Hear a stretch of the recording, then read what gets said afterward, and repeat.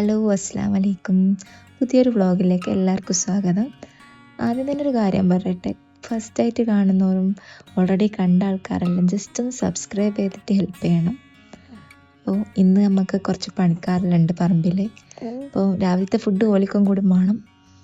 നെയ്പ്പത്തിലും തക്കാളി കറി ആക്കാമെന്നാണ് പ്ലാനിലുള്ളത്.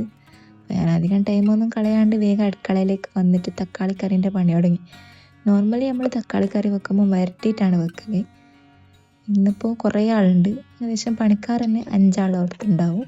അപ്പോൾ ഉമ്മ പറഞ്ഞ് തക്കാളി നമുക്ക് തേങ്ങ അരച്ചിട്ട് വെക്കുക. ഞാൻ തുടങ്ങിയപ്പം തന്നെ പിന്നെ ഉമ്മ വന്ന് കിച്ചണിലേക്ക് ബാക്കി ഉമ്മ ആക്കാമെന്ന് പറഞ്ഞ് കറീൻ്റെ കാര്യം. അപ്പോൾ ആ സമയം കൊണ്ട് പോയിട്ട് ഞാൻ നെയ്പ്പത്തിലുള്ള പണിയെല്ലാം എടുത്ത്. നെയ്പ്പത്തിലിൻ്റെ അരി നമ്മൾ പൊതുവേ ഗ്രൈൻഡറുള്ളപ്പം ഗ്രൈൻഡറിൽ അരക്കൽ. ഇപ്പം ഗ്രൈൻഡർ ഇല്ല, ഗ്രൈൻഡർ ചെറുതായിട്ടൊന്ന് പോയിട്ടുള്ളത്.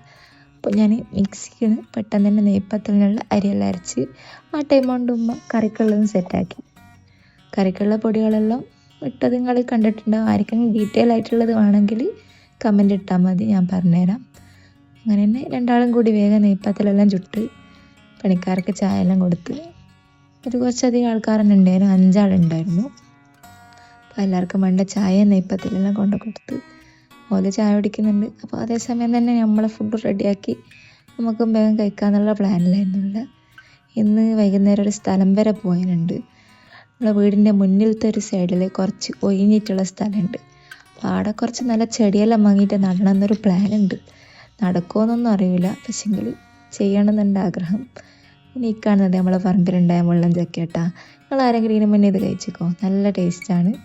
ചെറിയൊരു മധുരവും അതിനേക്കാൾ ഇരട്ടി പുളിപ്പുള്ളൊരു സാധനമാണ്. ചില ആൾക്കാർക്കെല്ലാം വല്ലാണ്ട് ഇഷ്ടപ്പെടും, ചില ആൾക്കാർക്ക് അത്ര ഇഷ്ടപ്പെടില്ല. എന്നാലും ഭയങ്കര ഹെൽത്ത് ബെനിഫിറ്റുള്ള സാധനമാണെന്ന് പറയുന്നേക്കാം. അപ്പോൾ വേഗം ക്ലീനിങ് എല്ലാം കഴിഞ്ഞ് നമ്മൾ നഴ്സറിയിലേക്ക് പോകുന്നതാണ് ചെടി വാങ്ങിയത്.